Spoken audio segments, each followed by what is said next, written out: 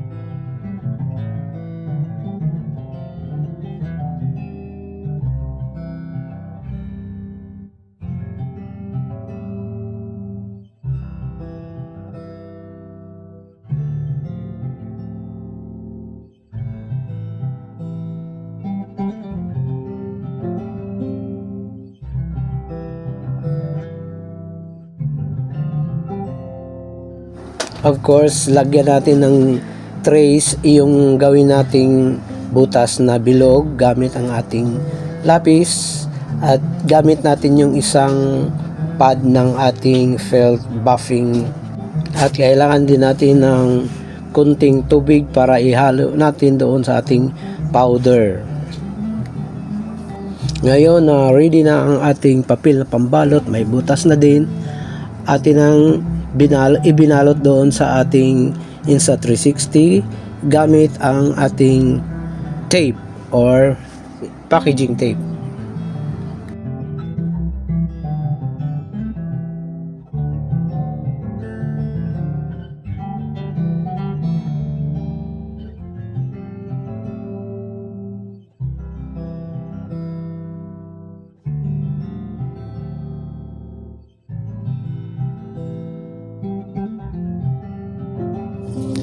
Ito pa po bago tayo maglinis. Ewan ko kung makikita ninyo or maaninag nyo ang mga smudge dito sa ating lens. Parang hindi pa ganong halata dahil maliliit pa lang naman ang mga smudge na meron.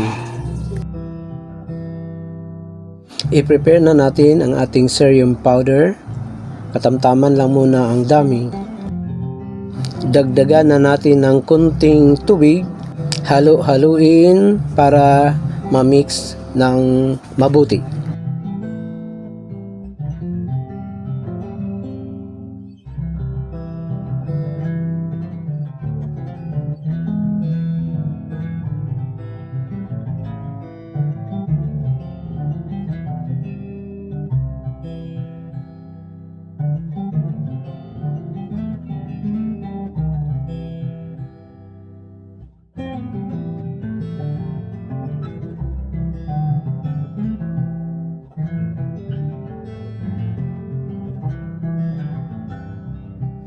Naglagay din tayo ng box na merong pang harang sa mga talsik pag nag-umpisa na tayong mag-polish ng ating lens.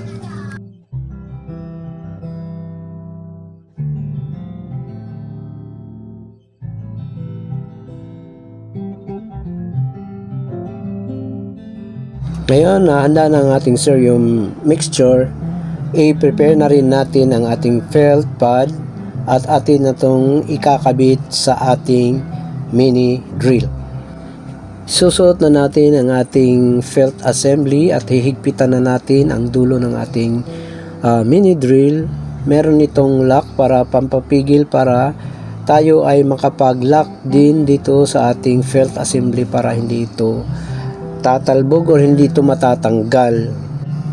Atin nang i-connect itong ating plug papunta sa power supply para makapag-umpisa na tayo sa pag-polish nitong lens guard ng ating Insta360. Although maraming variable o maraming speed na mapagpipilian dito sa ating mini drill, minabuti ko na sa number 1 na speed lang tayo gagamit. Hawak na rin natin ang ating Insta360 na fully nakabalot na siya, fully covered na ng papel at may ating packaging tape, at ready na rin ang ating mixture ng cerium powder with little amount of water.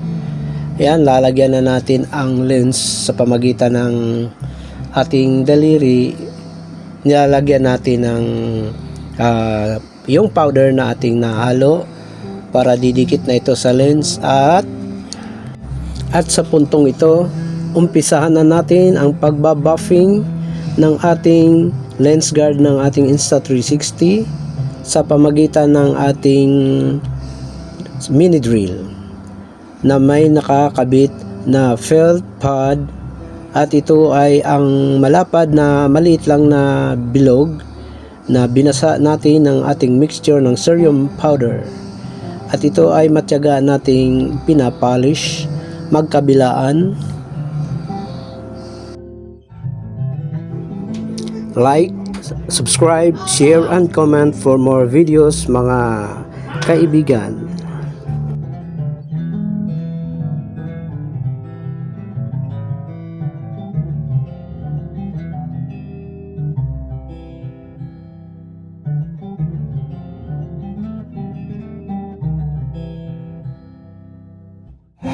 At sa wakas, natapos na rin nating i-polish ang lens guard ng ating camera magkabilaan, at ito ay tatanggalan na natin ng kanyang balot, yung nag-protect ng ating Insta360 sa body niya para hindi naman ito madumihan.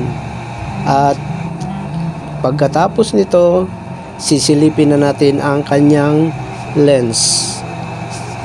At sa puntong ito ay natapos na natin linisin ang ating lens guard ng ating Insta360 magkabilaan, and sa pagtingin ko natanggal naman yung mga smuds ng ating lens guard. Maraming salamat. Until my next video. Bye bye. Thanks for watching.